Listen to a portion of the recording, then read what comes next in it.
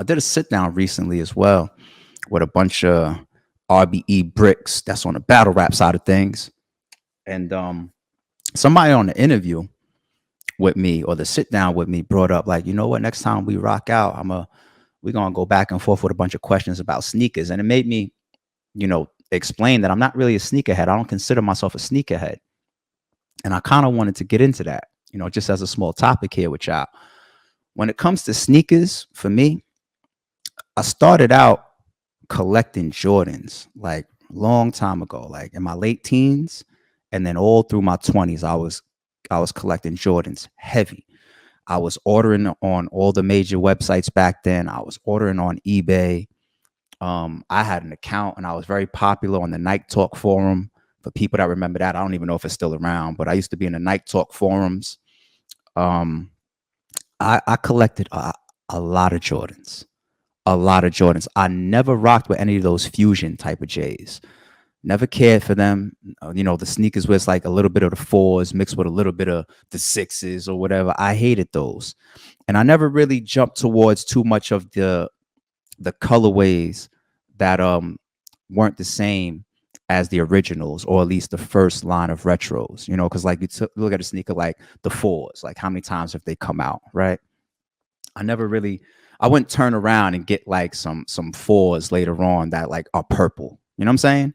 I stuck to the OG colorways.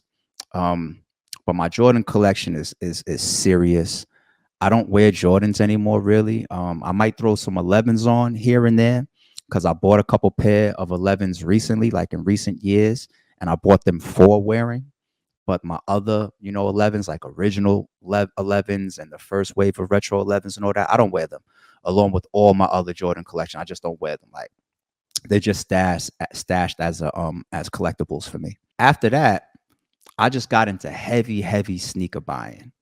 Like it was almost like passing time for me. Like I remember I was working Midtown Manhattan. I would go out on my lunch break and I would just walk up Fifth Avenue and just buy a new pair of sneakers like once or twice a week. Sometimes more frequent than that. Now, fast forward to the third phase of, if you want to call me a sneakerhead, I don't consider myself a sneakerhead. My third phase is my current phase, which is I only buy sneakers that I will wear now. That's it. Now, I still buy a shitload of sneakers, but nothing that I want put on my feet and have a particular occasion that I rock them for. Sometimes I might buy a pair of sneakers and they might sit in my closet or sit in my display, and I'll get to why I have a display now. They might sit in my display for months or years, and I'll never wear them. These sneakers that I have out right here, I've never worn these yet. They're still in the vacuum, plastic lock joint. These right here, I got these because it was my first time walking in the store and seeing a sneaker that didn't have laces and had buttons to tighten the joints up. And I guess that was like my little nostalgic tie to Back to the Future and shit like that. You know what I'm saying? So when I saw these, I thought that was cool. And I think that it's a decent looking sneaker too. I had these in black as well. So I copped these, but these is $420 I paid for them. The Nike Adapt. And I haven't worn them yet. They're just sitting in my display. But I will wear them. These right here, for example, are some custom, or I guess special edition New Balance. I know it's the lighting. I got to figure out how to show y'all these the proper way because of the lighting. But I don't know if it's going to come on. But it's one of those collaboration type of sneakers. And it got pink in it.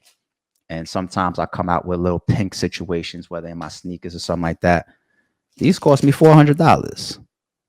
You know what I'm saying? They're still sitting here in the plastic. Haven't worn them yet, but I absolutely will. I absolutely will. But going back to the explanation of this third phase of my sneakerhead, collecting, is anything I buy now, I will wear, or I have all intentions of wearing. And because of that second phase of sneakerhead that I was into made me give away so much. I probably have given away about, no exaggeration, that's what I'm thinking for a moment. No exaggeration, I've probably given away at least 40 pairs of sneakers over like the last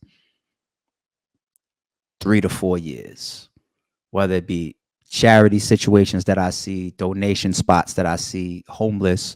If I know I'm driving downtown or something like that, or to an area where there's a lot of homeless or whatever, I always kept a lot of these sneakers in my trunk. Pull over, see somebody that I feel like, could use a blessing. Pull over, pop the trunk. Yo, here you go. Oh, what size you? Boom. You know what I'm saying? Boom, boom, real quick. You know what I mean? I've been doing that for like over like the last 3 to 4 years, and I've given away about that many sneakers. That many sneakers. All sneakers that I knew that I wouldn't wear, and it just are sitting there collecting dust. Now, one thing for me when it came to getting into a display case or a display wall is that really pushed me to only buy the sneakers and to take advantage of the sneakers that I had planned to wear. Because the thing about having your sneakers in boxes, you have so much and you don't know what the hell you have. When you walk into your room or your closet or your display case or your display, whatever, your collection area, and all you see is mountains of boxes, you're not going to wear 80% of those sneakers, especially if you're just trying to get dressed. Your mind is going to go to what you already was thinking about and pops out to you when you was getting dressed. All right, I'm wearing black. Let me try to find some gray or some black sneakers or some red sneakers to make it pop or something like that. And in your mind, you're like, all right, I know I got the 11s right here that are black and white. The Jordan box is going to stand out to me. I see the Jumpman logo on it. That's what happens. And then you got all these other 100 boxes or whatever that might have some limited edition joints in them, right? But they just say New Balance on it. You don't remember what's inside got some pink in it. Or, they cost you X amount of dollars and you never really made due on them yet. Or you never, pulled them out. And that's what happens when you can't see your sneakers. So I transitioned away from all the boxes and started building out a display wall. So, and then on top of that, like I said, I got rid of so many sneakers that I wouldn't wear. So now on my display wall, I brought my collection amount down a lot. But now the only sneakers that's on my display wall is sneakers that I know I would wear. You know what I'm saying? And it's much easier when you're getting dressed or when you're putting together an outfit. You walk up to your display area and it's just like, all right, oh, for those right there. Oh, it's much easier. The box game, the only thing that's still in boxes for me are my Jordan collection. Like I said, because I treat those as collectibles, I have no intentions on wearing those. Or I got a couple sneakers that I've kept the boxes on because they're like limited edition or something like these right here, even though I'm going to wear them because they're like a limited edition special type of thing, collaboration sneaker, and they're expensive. I kept the box, but I'm going to wear them. So there's rare occasions where I keep the box. Everything else, display wall. So that's the reason why I don't consider myself a sneakerhead, because 9 times out of 10, I can't tell you the names of shit. You know what I'm saying? I'm not a guy that's ever going to go get on the line for a sneaker that's dropping this weekend or on some Friday afternoon or some Friday morning. You see people outside, and I ain't mad at them at all. And I know some of them are in it because they're also in the resale game. But you're never going to see me on the lines. You're never going to see me chasing down sneakers like that. It's 1 or 2 ways I'm going to get my hands on sneakers. I don't even really order online anymore.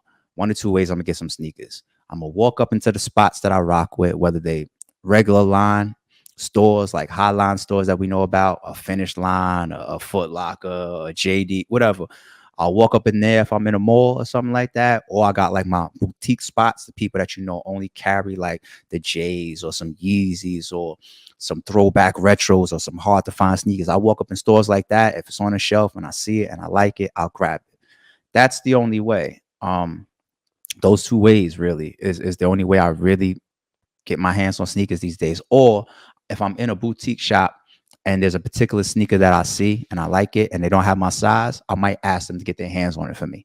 And if it takes them a week or 2 weeks or 3 weeks or whatever, and then they call me or text me and say they got the sneaker in, or they get it in, they stash it for me, and then they see me come back in, yo, we got your joint in. That's the only 2 ways. I don't order no more. I don't chase sneakers down. I don't be waiting for the next release. If it's out and see it and I want to wear it eventually, that's me. So that's my whole sneaker breakdown, I feel like, because my whole life of sneakers. Because people have been seeing me do the sneaker thing on the RBE channel forever. This is dead stock. Look at the bottom, you see? I want to talk about Throwback Thursdays and all that, right? You see the box? This is a real throwback. The fire kicking his stash like ARP shoe collection. What's with the fucking scarves? the glitter shirts. Shata has dreads now. Like, this is the top hats. This is not what we do. You're over here with your blogs and your little, we don't, enough. Let's get back to the real. Let's get back to showing why we're the rare ones. Brick by brick. Which stone is that? My shit's still brick.